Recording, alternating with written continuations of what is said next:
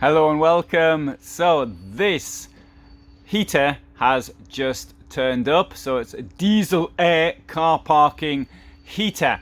So according to what's written here, it's can be used in cars, SUVs, EVs, RVs, engineering vehicles, trucks, indoors and for tents. Now it's powered by diesel. According to the instructions, it will heat up to outside temperatures of -40, or I should say operating temperatures of -40.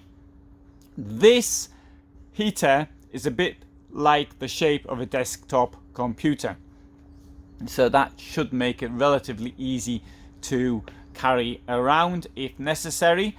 I say relatively, I didn't say absolutely necessary. It's got a 5-litre diesel tank that comes with it, though of course you can use the tank from your vehicle.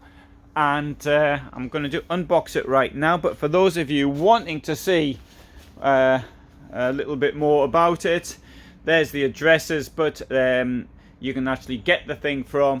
But more to the point though, you can actually buy this from the link which is given below if you are sufficiently impressed by it. Now I'm going to unbox it, but you're not going to see me doing that. I'm going to have, because I've only got 2 hands. So I'm going to box it, then I'm going to show you what's inside the box.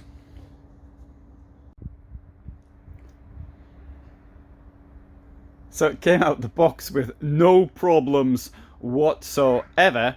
And for future unboxing things, I just realized what one should do is not open it from the top, which is logical, but open it from the bottom, and that way I could just pull it up so it'll be the right way up.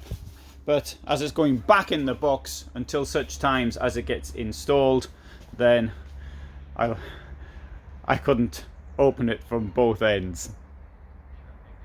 Let's have a look at it in more detail.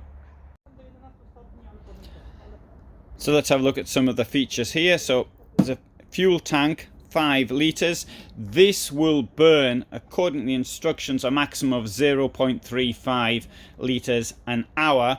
Presumably that's on 8 kilowatts. Now for a van of my size, just to give you a little bit of an idea, when it was -22 degrees outside, I had 3.5 kilowatts coming in, and that kept it at approximately 18.5 degrees centigrade inside the vehicle. And so for me that was okay. That's my vehicle. My vehicle is about as airtight as a sieve.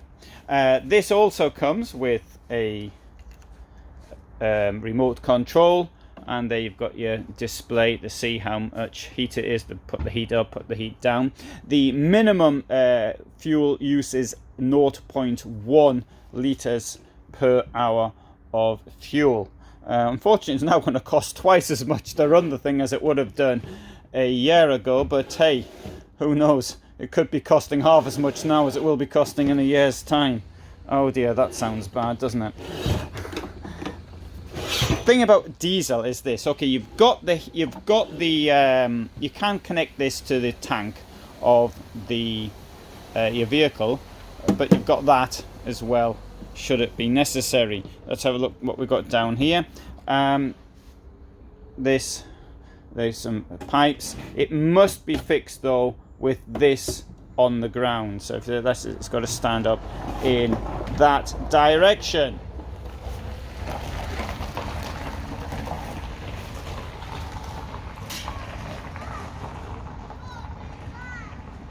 Right, so this ought to keep me rather warm in winter, but we're going to have to find that out in another video. How warm does it get? Unfortunately, I've still got some diesel in a container, so we'll put that in and we'll be trying this out quite soon. So I'm quite excited. I don't know if that's the right word. I'm super excited, but I'm quite excited to get it, to see how it's going to work in my van.